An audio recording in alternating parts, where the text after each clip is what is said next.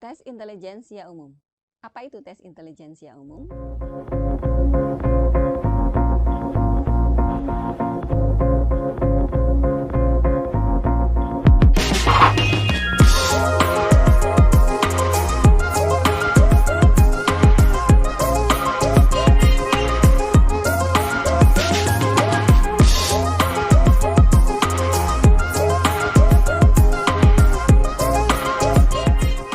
Tes intelijensia umum adalah salah satu tes yang ada pada seleksi kompetensi dasar CPNS.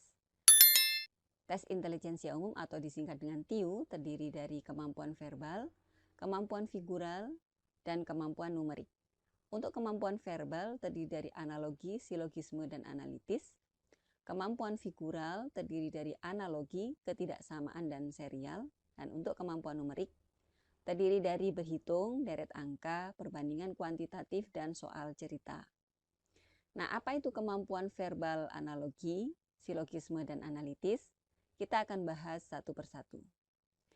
Untuk verbal analogi, tujuannya adalah untuk mengukur kemampuan individu dalam bernalar melalui perbandingan dua konsep kata yang memiliki hubungan tertentu.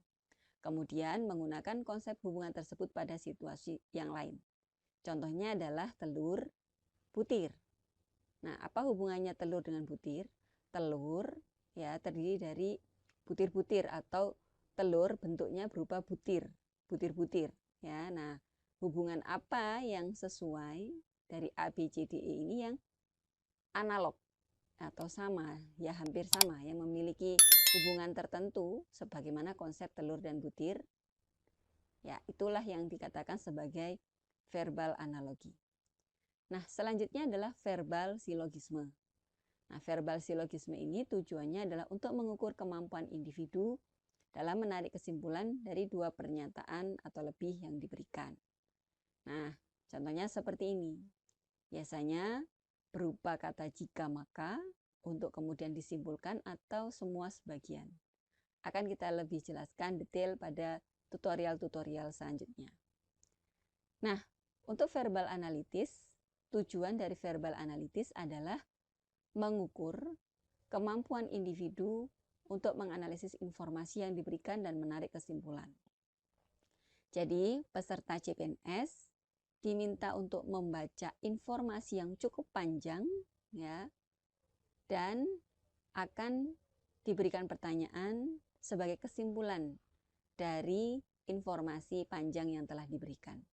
Tidak ada teori khusus dalam verbal analitis, tapi peserta CPNS diharapkan mampu menganalisis informasi yang diberikan dalam jumlah yang paragraf yang mungkin cukup panjang ya, beberapa kalimat begitu, untuk kemudian ditarik kesimpulan. Ya, itu adalah kemampuan verbal.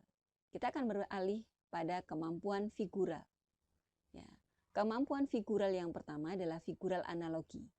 Sebenarnya ini sama dengan verbal analogi, ya, tapi dalam figural analogi bentuknya adalah gambar. Jadi, figural analogi bertujuan untuk mengukur kemampuan individu dalam bernalar melalui perbandingan dua konsep kata yang memiliki hubungan tertentu. Kemudian menggunakan konsep hubungan tersebut pada situasi yang lain, tapi dalam bentuk gambar. Nah, contohnya seperti ini. Ya. Nah, selanjutnya adalah figural ketidaksamaan. Nah, untuk figural ketidaksamaan tujuannya adalah untuk mengukur kemampuan individu melihat perbedaan beberapa gambar. Jadi, contohnya dari 5 gambar ini, mana yang tidak sama dengan gambar yang lain. Ya, itulah yang dikatakan sebagai figural ketidaksamaan. Selanjutnya adalah figural serial. Figural serial bertujuan untuk mengukur kemampuan individu dalam melihat pola hubungan dalam bentuk gambar. Jadi, sebenarnya figural serial ini hampir sama dengan kemampuan numerik untuk deret. Jadi, sebenarnya dia adalah sebuah deret atau serial yang kita akan menebak serial selanjutnya, tapi dirupakan dalam bentuk gambar. Oke, itu tadi kemampuan figural. Kita akan beralih pada kemampuan numerik. Untuk kemampuan numerik yang pertama adalah numerik berhitung. Tujuannya adalah untuk mengukur kemampuan peserta dalam melakukan perhitungan sederhana. Jadi biasanya hanya perkalian, penjumlahan, pembagian, atau pengurangan, tapi dalam bentuk yang cukup banyak atau prosentase, ya, atau bilangan kuadrat atau hitungan sederhana yang lainnya. Kemampuan numerik selanjutnya adalah deret angka. Nah, biasanya diberikan beberapa deret angka untuk ditebak angka selanjutnya. Ya, tujuannya adalah untuk mengukur kemampuan peserta dalam melihat pola hubungan antara angka. Kemampuan numerik perbandingan kuantitatif merupakan kemampuan numerik yang tujuannya untuk mengukur kemampuan peserta dalam menarik kesimpulan berdasarkan dua data kuantitatif. Jadi biasanya ada pernyataan A dan pernyataan B atau pernyataan X dan Y. Nah, kita akan diminta membandingkan apakah X kurang dari, lebih dari, sama dengan, atau memiliki hubungan yang lain. Atau bisa jadi tidak ada hubungan antara X dan Y karena tidak dapat ditemukan. Nah, kemampuan numerik yang terakhir adalah soal cerita. Nah, di sini peserta akan diukur kemampuannya dalam melakukan analisis kuantitatif dari informasi yang diberikan.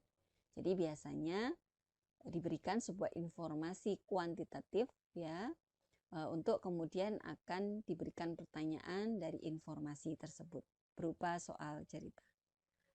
Oke, itu tadi penjelasan tentang tes intelijensia umum. Satu persatu akan kita bahas, baik itu kemampuan verbal, kemampuan figural, dan kemampuan numerik, beserta dengan contoh dan pembahasannya.